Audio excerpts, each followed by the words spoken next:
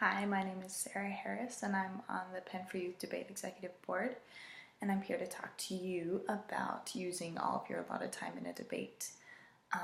This is an interesting topic because, again, each debate is going to be different, and each case is going to be different, and you're going to have to use the strategies that we discuss here differently for each context.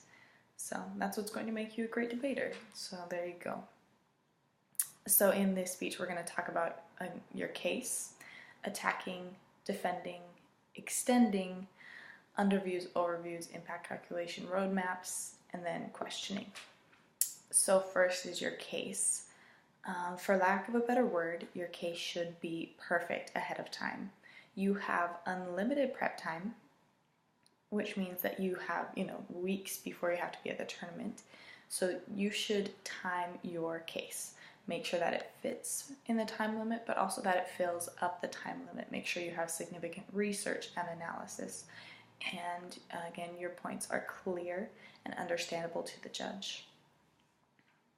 But yeah, so your case should be completely fill up a lot of time that it is given. And next is attacking. Something important is just to make sure that you have an attack for every single one of their contentions. This is tricky, so make sure that you're flowing so you know exactly what their contentions are and how you can attack them. You can also group contentions if contention 1 and contention 2 is something similar and attack them both simultaneously. You can also have multiple arguments of attack for one contention. But yeah, make sure definitely to attack each contention. And next is defending. When they attack you, make sure that you have a defense for every attack. Same rules apply as attacking. You can group attacks if they are similar arguments.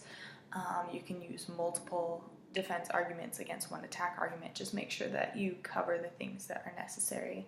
And if you need to use up time, make sure that you're covering all of the attacks. Now next is extending your case. So this is just a fancy way of explaining your arguments once again, but it's important to understand your case so that you can explain it in your own words and include your own analysis. So make sure that you understand your case. So extending your case is a line-by-line exercise, meaning point by point, argument by argument, where you review your case and contentions and explain why you affirm or negate the resolution. Again, contention by contention. You need to give the judge reasons to prefer your argument. This could include an impact calculation or just a generic weighing mechanism. You could say your research is better, you have stronger impacts, etc. But make sure that you have a reason to prefer. You want to say you need to extend this, judge, but you need to say why they need to extend it. Always have a reason why you are winning or why yours is better. Next is underviews, overviews, impact calculation, roadmaps. So an underview and overview are basically the same thing. An underview happens at the end of the debate, whereas an overview happens at the beginning of the debate, at the beginning of your speech, sorry.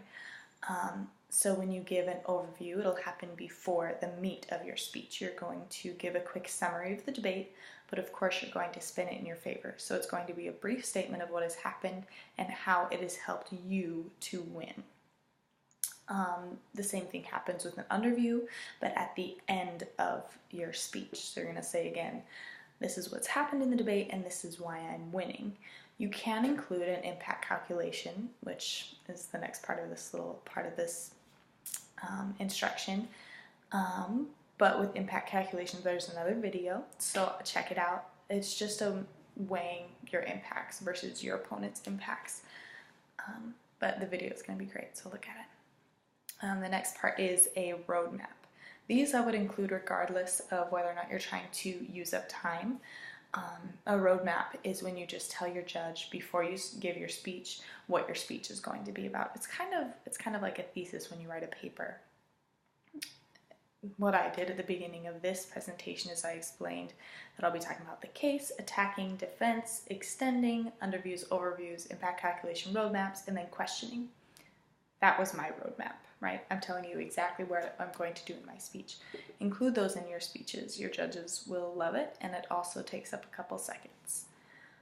The next is questioning. Generally, it's not a problem to use up all the questioning time, but if you are having a hard time, make sure to ask how and why questions.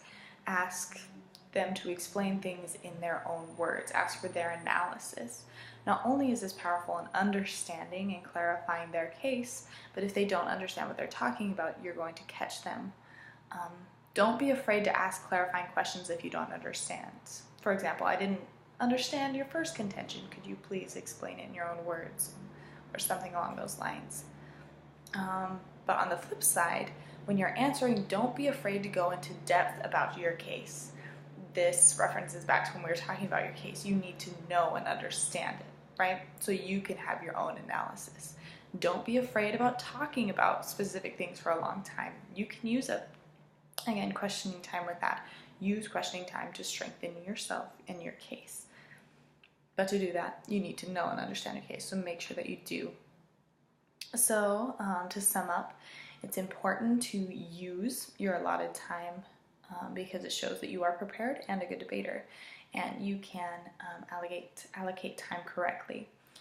So, keep in mind your case, having it prepared ahead of time, and knowing and understanding it, being able to effectively use it.